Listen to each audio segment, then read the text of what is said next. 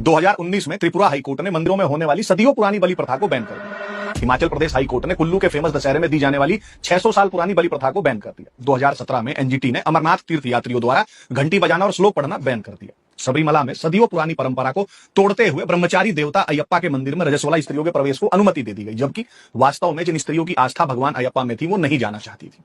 हमारी holier then दाऊ जजेस ने जलीकट्टू, कंबला और नागपंचमी, यहां तक कि मकर संक्रांति पे पतंग उड़ाने तक पे ज्ञान दिया है। हमारे माई लॉर्ड्स के पास न्याय करने का समय बेशक ना हो, पर श्री कृष्ण जन्माष्टमी में दही हांडी की ऊंचाई नापने का पूरा समय है कि दही हांडी की ऊंचाई कितनी हो। यही नहीं, हमारे माई लॉर्ड्स हिंदू देवी देवताओं पे अपनी कुबुद्धि वाले कमेंट्स भी करते रहते हैं। जैसे दही हांडी की ऊंचाई वाले में ही इनका कहना था कि we only know of Krishna stealing butter, did he also indulge in acrobatics while stealing it, mock the judged. यही टिप्पणी अगर भाईजान के वन एंड अलमाइटी जी जो है उन पे की गई होती तो भाईजान माई लॉर्ड्स को एक्रोबेटिक्स करवा देता। पर खैर, वो कहावत है ना, समर्थ को नहीं दोष गोसाई, वही हाल है हमारा।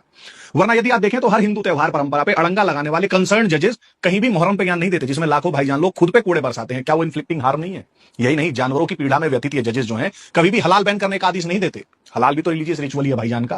भाई काबा की तरफ मुंह करके जानवर के गले पे कट मारा जाता है ताकि उसका सारा खून बाहर निकले। काटते समय बिस्मिल्लाह रहीम बोलना मैंडेटरी होता है। हलाल केवल मुसलमान ही कर सकता है। पर मजाल है कि हमारे ये जो एनिमल फ्रेंडली माई लॉर्ड्स हैं वो इस रिचुअल पे ज्ञान दे लें कि भाई इसको बंद करो। हमारे माई लॉर्ड्स ज्ञान किस पे देंगे? दिवाली पे देंगे। पटाखे बैन करेंगे। क्यों? क्योंकि पटाखों से प्रदूषण होता है, जबकि हकीकत यह है कि पटाखे जो है वो टोटल पॉल्यूशन में 1% से भी कम कंट्रीब्यूट करते हैं। पर मियां लॉर्ड्स को ज्ञान आ रहा था, बहुत जोर से आ रहा था, तो इन्होंने बैन कर दिए। हाँ, वो बात अलग है कि जो पॉल्यूशन का असली कारण है स्टबल बर्निंग यानी पराली जलाना, उस पर कुछ नहीं बोलेंगे। खैर, बोलते तो ये क्रिसमस के दौरान लाखों पेड़ जो काटे जाते हैं उस पर भी नहीं, उसमें इन्हें डिफोरेस्टेशन या पर्यावरण का नुकसान नहीं दिखाई देता। खैर, जब नहीं दिखाई देने की बात चली है तो हमारे माई लॉर्ड्स को दिखाई तो 1 जनवरी की रात को आसमान में पटाखों से लिखा हैप्पी न्यू ईयर भी दिखाई नहीं देता। शायद नाइट ब्लाइंडनेस हो जाती हो ना जनवरी में, या फिर नए साल पे फूटने वाले पटाखे पटाखे न भौती।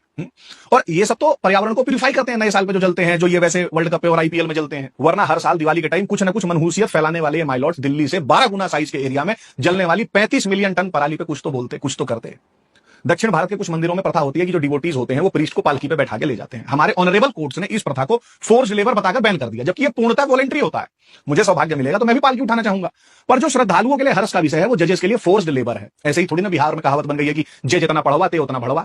भाई जजेस को देख के विश्वास हो जाता है कि मैकॉले सफल हो गया। उसने अपने बाप को जो चिट्ठियां लिखी थी, हमारा इंग्लिश मीडियम में शिक्षित जीव टेढ़ी करके फेक एक्सेंट बोलने वाला जो रूलिंग एलीट है उसका प्रत्यक्ष प्रमाण है। अगर किसी को जानना हो ना कि मैकॉले सक्सेस हुआ कि नहीं तो हमारे रूलिंग एलीट को देख ले।